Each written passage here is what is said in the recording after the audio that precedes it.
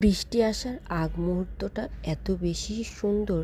আমার তো ভীষণ ভালো লাগে যখনই বৃষ্টি শুরু হয়, আর বৃষ্টি আসার আগ মুহূর্তে যখন এরকম বাতাস শুরু হয় তখনই কিন্তু আমি ছাদে চলে আসি।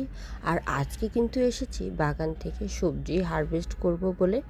তবে আজকে আর বাতাস খেতে আসিনি, আজকে দেখছি গাছগুলোতে কোন গাছ থেকে কি হারভেস্ট করা যায়, তাই ঘুরে ঘুরে গাছগুলো দেখছিলাম। আর এত বাতাস ছাদে, যেহেতু বৃষ্টি শুরু হবে একটু পরেই, তবে আমি কিন্তু সবজি হারভেস্ট করতে করতে বৃষ্টি শুরু হয়ে গিয়েছিল, তাই তাড়াহুড়া করে কোনো রকম সবজি হারভেস্ট করেই চলে গিয়েছিলাম। আজকে দুপুরে রান্নার জন্য শাক হারভেস্ট করছিলাম, দুপুরে শাক রান্না করব, তাই বাগান থেকে কলমি শাক আর হেঁচি শাক হারভেস্ট করব। বিসমিল্লাহ বলে কলমি শাকগুলো হারভেস্ট করে নিচ্ছিলাম। এবার কলমি শাকগুলো খুব একটা ভালো হয়নি, অনেকবার হারভেস্ট করেছি এই কলমি শাকগুলো। আবার যদি গাছের গোড়ায় একটু সার মাটি দেওয়া যায় তাহলে আবার সুন্দর কলমি শাক চলে আসবে বাগানের গাছে। আর আমি কিন্তু চাল ধোয়া পানিটা গাছের গোড়ায় দিয়ে থাকি, যেহেতু শাক চাষ করার ক্ষেত্রে খুব বেশি সারের প্রয়োজন পড়ে না, শুধুমাত্র নাইট্রোজেন সমৃদ্ধ সারটা যদি গাছের গোড়ায় দেওয়া যায় তাহলে খুব ভালো ফলন পাওয়া যায়। চাল ধোয়া পানিতে প্রচুর পরিমাণে নাইট্রোজেন রয়েছে, আমি শাক চাষের ক্ষেত্রে শুধুমাত্র নাইট্রোজেন সমৃদ্ধ এই চাল ধোয়া পানিটাই গাছের গোড়ায় দিই। আর মাঝের মধ্যে একটু গাছের গোড়ায় জৈব সার দিয়ে থাকি।